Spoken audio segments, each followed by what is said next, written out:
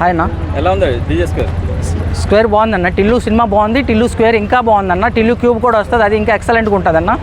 ఓ టిల్లులో ఒక హీరోయిన్ చూపిస్తే టిల్లు స్క్వేర్లో ఇద్దరిని చూపించారు. టిల్లు క్యూబ్లో అయితే ముగ్గురు చూపిస్తారు అనుకోవచ్చు. సినిమా మన సినిమాని మనం సొంతంగా మన పని మనం చేసుకుంటే ఎంత బాగుంటుంది. ఈ సినిమా సక్సెస్ చూడొచ్చు అన్న.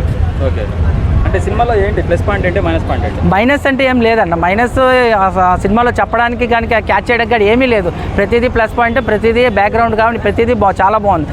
ఒక ఫస్ట్ డీజే మూవీలో డీజే టిల్లు కొట్టు సాంగ్ బాగా ఫేమస్ అండి. అందులో కూడా ఉంది కదన్న, పిల్లన్న తెల్లది ఆ సాంగ్ ఉంది కదన్న. ఆ సాంగ్లో డ్యాన్స్ టిల్లు కన్నా టిల్లు స్క్వేర్లో ఎరగదీశాడు కదా డ్యాన్స్. ఓకే, టిల్లు క్యూబ్లో కూడా ఇంకా మరి మామూలుగా ఉండదు డ్యాన్స్. రొమాన్స్ ఎలా ఉంది?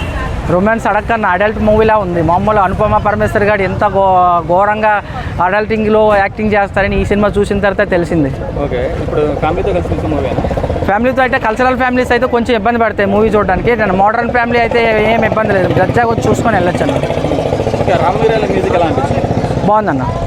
ఓకే, సినిమాలో యాక్షన్ సీన్స్ కానీ కామెడీ సీన్స్ కానీ ఎలా అనిపించాయి? యాక్షన్ సీన్స్ అయితే కొంచెమే ఉన్నాను. లాస్ట్ క్లైమాక్స్ సీన్ అయితే కొంచెం బాగుందన్న. అంత యాక్షన్ సీన్స్ దీనికి ఏం పెట్టలేదు, ఎక్కువ సస్పెన్స్ అది పెట్టాడు. థ్రిల్లింగ్గా ఉన్నాయి సీన్స్ అయితే. ఓకే, అంటే దాంట్లో ఇంతకుముందు వచ్చిందంటే దాంట్లో రాధిక బాగా మోసం చేసి దెబ్బేసిద్ది, దీంట్లో కూడా అనుపమ అంతే చేసిద్దా? సేమ్ అంతే, అది చీటింగ్ క్యారెక్టర్ని ఎంచుకున్నట్టున్నారు సిద్ధు గారు.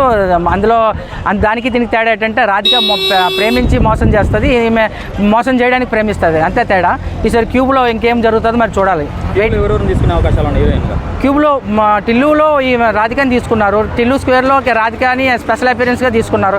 క్యూబ్లో ఇంకొక హీరోయిన్ తీసుకొని వీళ్ళిద్దరిని స్పెషల్ అపీరెన్స్గా తీసుకొని ముగ్గురితో చేస్తాడు రొమాన్స్.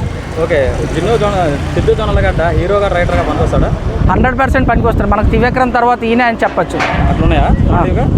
చాలా బాగున్నాయి. ఈ ఒక త్రివిక్రమ్ మనకు డైలాగ్స్ నేరేషన్ కంటెంట్ ఎంత బాగా సెలెక్ట్ చేస్తారో ఈయన కూడా అంతకు మించి చేస్తున్నారు. 100 కోట్లు గ్రాస్ చేసే ఛాన్సెస్ ఏమన్నా? గ్రాస్ అయితే అది తెలియదు అన్న. అవి గ్రాస్ అనేది మనము టికెట్ ప్రైస్ ఉంటుంది అన్న. సలార్ టీవీ సినిమా టికెట్ చూసుకుంటే 490 రూపాయలు, దీనికైతే 295 అన్న. దానికి 100 మంది చూస్తే ఎంతో, దీనికి 200 మంది చూడాలన్న. గ్రాస్ అనేది చాలా చెప్పలేమన్న. ఫైనల్లీ సినిమా ఎలా ఉంది? ఫైనల్లీ సినిమా ఎక్సలెంట్ అని చాలా బాగుంది. Thank you. Thank you.